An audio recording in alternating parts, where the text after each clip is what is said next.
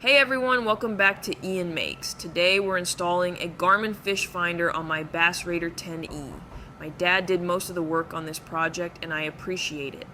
I wanted the fish finder mainly for its GPS, depth measurement, and floor mapping features. Lake Waccamaw is an interesting lake with lots of shallow parts, sunken objects, and all of that can change after big storms.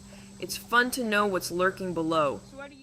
We went to Bass Pro Shops and got the Scotty 141 Transducer Arm Mount. Our goals were to make the mount work with the Bass Raider and to keep the Garmin Striker Vivid installation clean using the Scotty mount.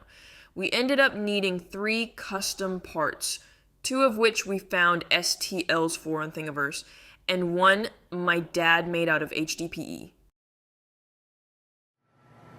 One of the key parts we needed for this installation is the GT20 transducer adapter mount. We found this adapter on Thingiverse created by a generous user named Uwis. Here's how we made it. We used a PETG filament with 100% infill for durability. For the installation, we used a longer screw, a nylon locking nut, and 2 washers to secure the adapter, all in stainless steel. The part worked great and it feels almost like an OEM part. Another essential part for this installation is the Garmin to Scotty mount. We found this on Thingiverse designed by Ace548. Once again, we printed it using PETG filament with 100% infill for strength and durability.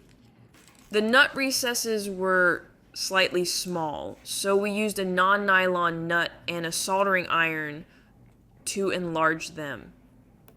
This worked very well. We used stainless hardware, including 3 nylon locking nuts. This made the mount super stout and very OEM-like.